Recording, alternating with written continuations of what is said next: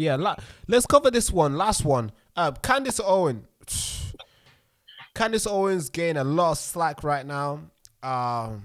Some people on the left are shouting, "Hey, this person is so rude, so like disregard of Charlie Kirk's life, disrespecting the family, Turning Point USA. This person's a snake." That's some people on the right, and other people are like, "Oh man, this is the best journalist. Wow, look at the information she's bringing in. I mean, wow, this is something that FBI would even get. This is something that FBI has been hiding. Candace Owens bringing it out to us," and everybody's praising it.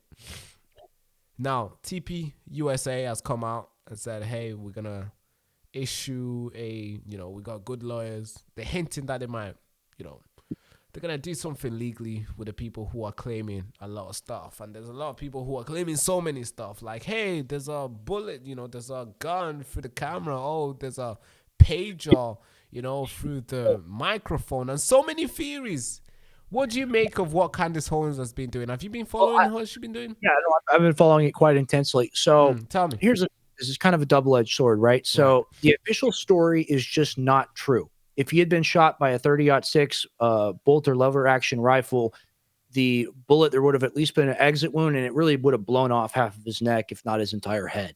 Now, I've shot deer with that weapon. I'm familiar with that weapon. I've used it multiple times. It is nasty, and it leaves a big chunk out the other side when you shoot something with it. So you got this video of Charlie Kirk where there's no exit wound, and then you've got on top of that this magic bullet theory where the TP USA people came out and they said, Charlie was a man of steel. His spine was so tough that the bullet got stuck in it. It just, the ballistics, there's a guy, Valhalla VFT, you can look him up on YouTube. He does ballistics testing and stuff, and he shot a cow femur and he shot 1/4-inch steel. The bullet goes right through. That's right. And it leaves a giant.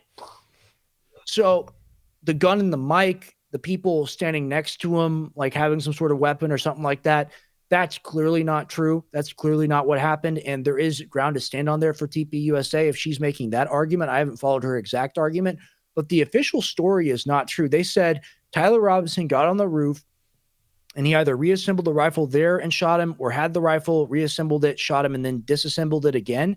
Right. This rifle, you have to understand. So I have like an M4, I have like an AR-15 platform variant up in my bedroom.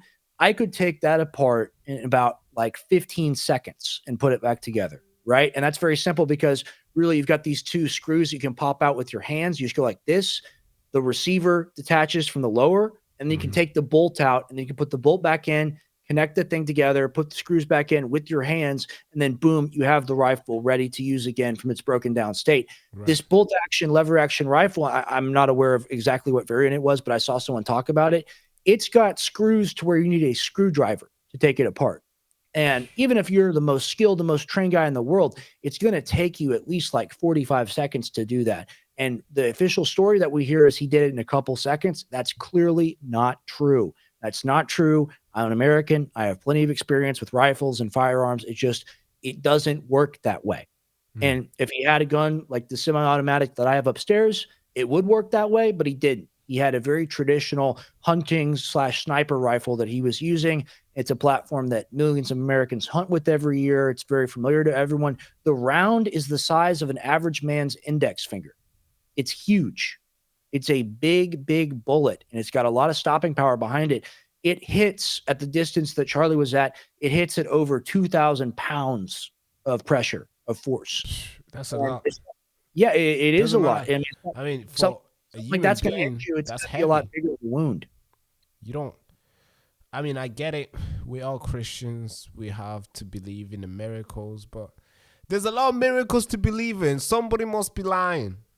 Yeah, I was praying for him to be alive, man. Like when it happened, I was just like, dude, like, is there any way? Is there any way for this to transpire as to where he lives or something like that? Ultimately, you get shot in the neck, you get shot in the head. Your chances, even if it hits you like at an off angle or something like that, your chances are under 10% to live. It's the kill shot. That's right. It's oftentimes like in hunting, we're told to shoot for the heart because a headshot is just not as likely because it's a harder shot to make. But you shoot something in the head, it dies. Yeah, it dies. It's everything, right? So we prayed for a miracle, and then you look at the situation and they're telling us kind of a reverse miracle happened where, oh, like this evil thing transpired because of all these different variables. I don't believe the official story. I don't like how the FBI was already out there cleaning the scene a couple days after it happened. They already have their patsy. They already have the guy. It's perfect for him to blame. And it's the whole narrative. It's all trans stuff. And he liked the trans. So that's why he's the killer, because Charlie Kirk didn't like trans people.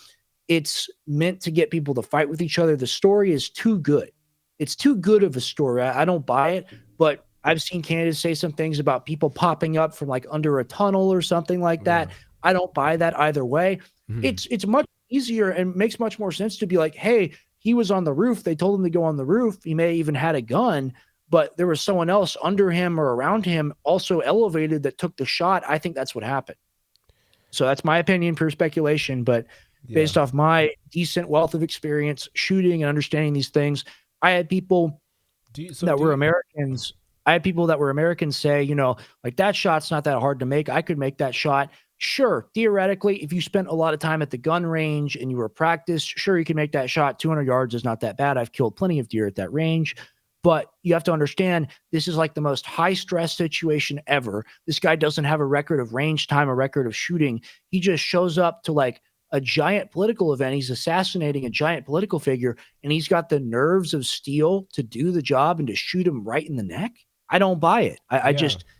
I couldn't make that shot under those conditions. Absolutely not. I would panic and freak out. Yeah, so much pressure. Right. I mean, so you don't believe that?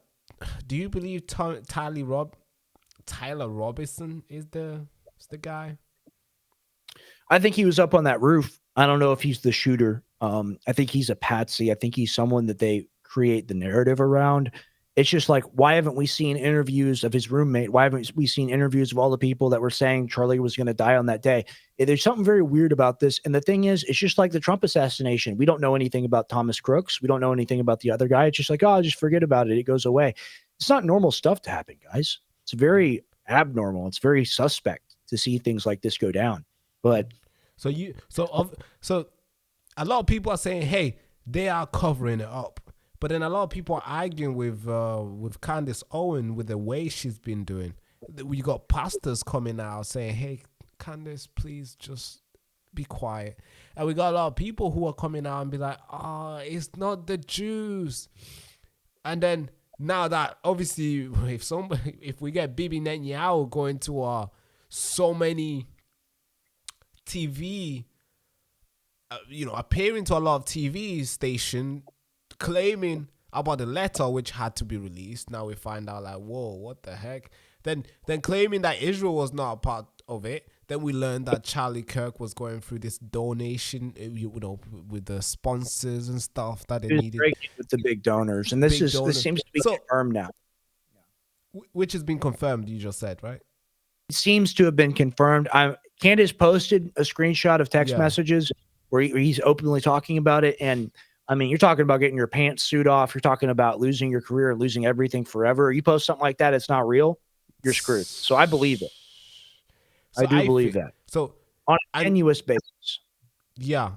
You have to be nuts for her in her position with how much wealth she has and how much things she could lose for her to post a fake picture. So if this was to come out fake, I think she'll be... Yeah, it'll be the worst. Like, it'll be the stupid mistake that she'll ever make, ever. So I honestly think she's on the right point of her career here. She just needs to keep on pressing.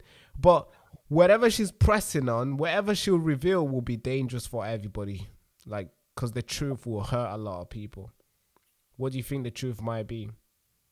It's like, because we're going towards direction where a turning point might be involved. We're going to the direction where, Israel, the Jews, they might be involved. That's where the direction is. That's where we're going. And the question is that what we're going to find? Because we could go that direction and find out, oh, man, all this is just conspiracy theory. None of this is true. I hope so. But seem like a lot of, as we're going along, a lot of things have been proven correct. What do you think, Rex? I think the truth will come out. I don't know if it'll be years or decades into the future. The cool thing about being young like we are is hopefully we'll get to see some of this come out, right? So. But I don't have an official view on it yet because I just don't know. I don't believe the official narrative. But that's basically all I have to say on that. I have to wrap pretty soon. Yeah, I have to go watch right. the show. I appreciate you, man. Thank you for having me on. Yeah, thank you for having me on. And where can people find you, bro? Yeah, if you want to go give me a follow over on Rex Jones News on Twitter, if you want to go follow me there and then see what I'm doing, see what I'm up to.